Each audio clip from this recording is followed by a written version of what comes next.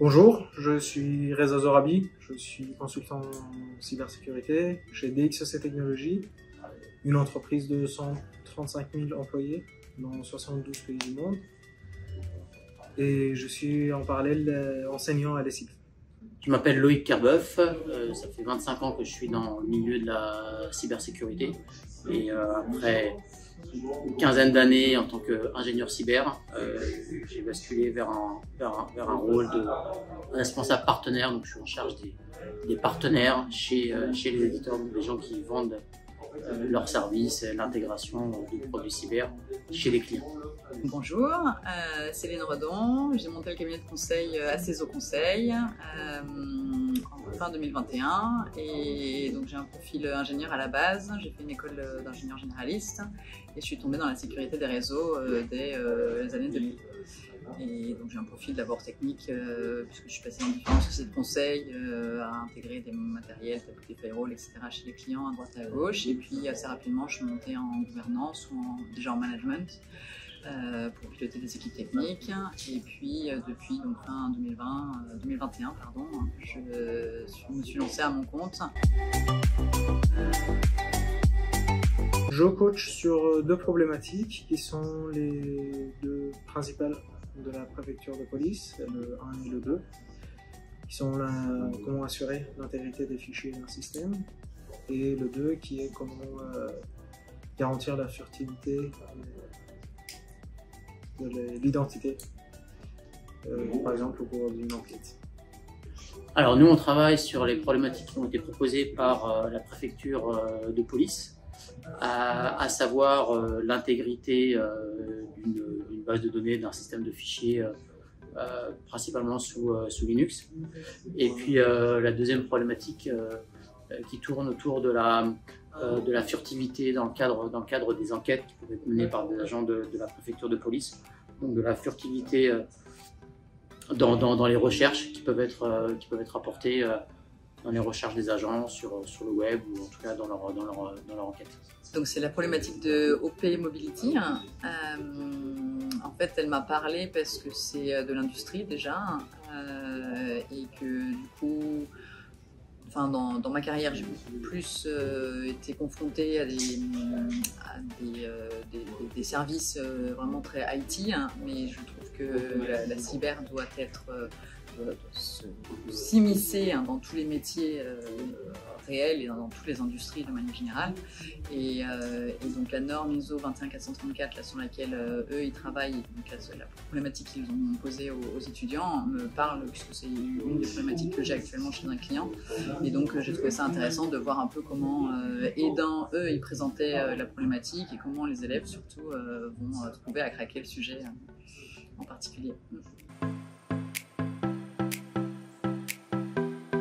Mes attentes sont plutôt réalisées, respectées. C'était la dynamique des groupes, ce qui a été vraiment respecté, j'ai adoré.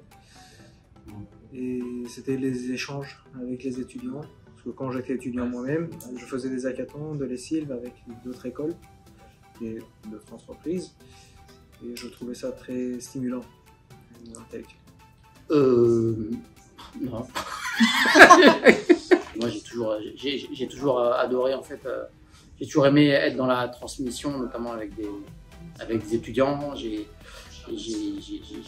créé des cours dans le passé cyber quand j'étais chez Checkpoint à destination de majeurs cybersécurité dans une école qui s'appelle l'UPITA. Et puis j'ai fait ces premières formations, et donc j'ai toujours aimé être dans cette transmission. Et voilà, c'était l'occasion de prolonger ça avec une approche différente. C'est la première hackathon que je fais. Et donc voilà, je suis ravi d'être là et de rapporter cette nouvelle expérience.